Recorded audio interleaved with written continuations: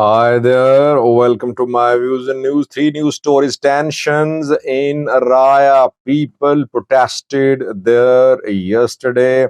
Hundreds of youths protested in Alamata city, Amhara. Youths' videos are in circulation. People chanting slogans against Tigray fighters, against TPLF. What happened in Alamata? Secondly, Sasavurki is back home. The man went to South Korea on Saturday. He returned yesterday. Abi was there too. Ruto was there as well. What did Sasavurki get from this visit? Because we know that Ethiopia signed some financing agreement with South Korea, Tanzania too, Kenya as well.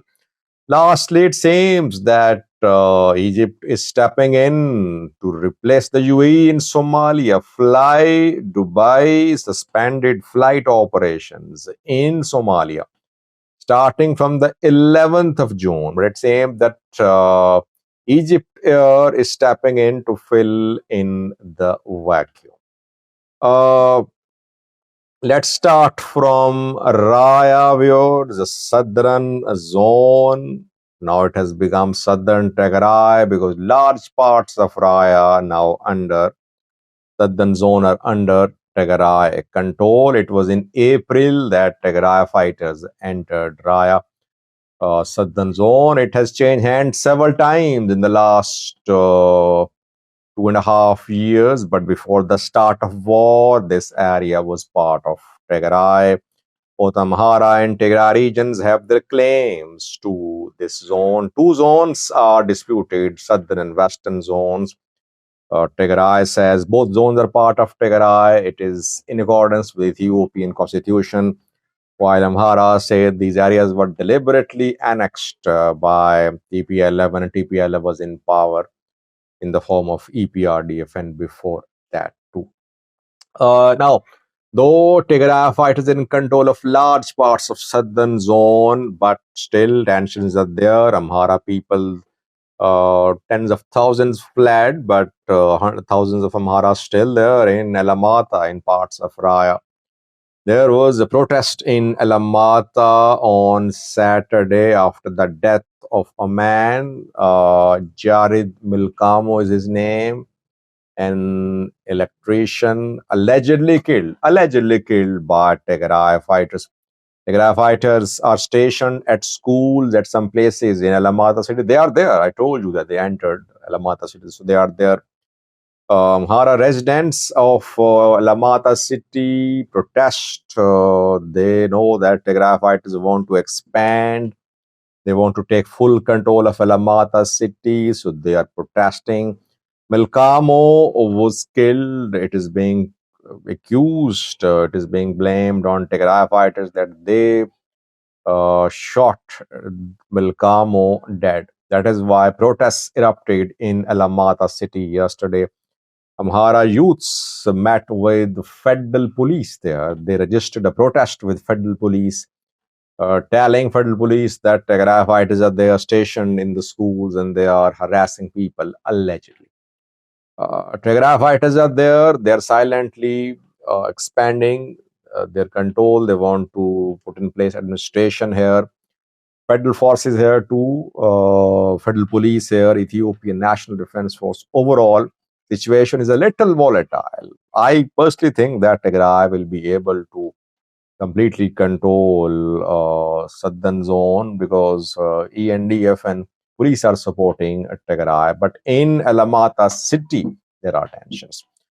Amhara people of the area, obviously, they are opposing the return of Tigrayans, return of Tigray fighters. Let's hope that things stay calm and no ethnic tensions escalate in the area. Tigray refugees are set to return to their homes in Lamata, in Kormidr parts of southern zone. Before that, things should be settled so that there are no tensions in future. Secondly, about Sasavurki, Eritrean President returned home yesterday.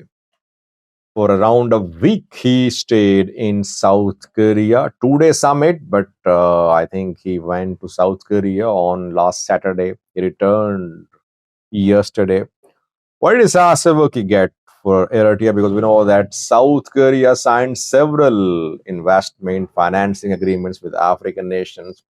South Korea has its eyes on African critical minerals because these minerals are used by South Korea's tech companies. South Korea obviously cannot survive without these tech companies, without the raw material which is imported by South Korea from abroad. So Africa matters a lot for South. That is why South Korea signed several financing agreements with African countries. $1 billion financing agreement with Ethiopia, with Kenya, with Tanzania. South Korea signed agreements. What did Isaias Afwerki get? He met with South Korean president. I did a video on that, but we could not confirm any financing agreement, any investment by South Korea in Eritrea. So maybe we'll have to wait to see. Obviously, all African leaders went to South Korea to have their share of the pie. They know that South Korea was willing to announce grants, loans, and aid for these African countries because South Korea is interested in the mineral resources of these countries. So other countries got what they wanted. Isaias Afwerki returned empty-handed, or maybe things are not being made public. What he agreed with South Korean president, it is not being made public. South Korea signed some agreements with the African Development Bank as well. African Development Bank chairman is very close to Isaias Afwerki. So maybe African Development Bank, through African Development Bank, South Korean investment will come in Eritrea. That's just a guess because we have no verified information about any investment or financing agreement between South Korea and Eritrea signed during this visit of Isaias. Lastly, Egypt is coming in Somalia to replace the UAE. Fly Dubai suspended all flight operations in Somalia starting from the 11th of June. Announcement came on Friday. The company, the airline, said it was due to security concerns, and it's mainly linked to the broader tension between Somalia and the UAE. Egypt is stepping in. Egypt Air has announced 2 flights a week to Mogadishu starting from the 11th of July next month. The moment there was an announcement by Fly Dubai to suspend flights to Mogadishu, immediately after that, we heard this announcement from Egypt Air that it's going to start flights to Somalia. Egypt wants to be a key player in Somalia in 2025 after the African Union peacekeeping mission ATMIS will be reshaped because now we have confirmation that ATMIS will not come to a close. Somalia has changed its position. It was, by the way, in support of complete withdrawal of all African Union troops, but due to pressure from US and other countries, now Somalia is agreeing that the mission can continue, but Ethiopian troops should leave. Egypt wants it wants to gain a foothold in Somalia, and Egypt wants to have some military presence in Somalia. Let's see what happens in 2025. Egypt, an Egyptian bank, was granted license to operate in Somalia. Egypt Airlines starting flights twice a week to Somalia, and Egyptian soldiers, military officers have been seen part of meetings about security in Somalia. I think Egyptian troops will be part of security operations, peacekeeping operations in 2025 in Somalia. Thank you for watching.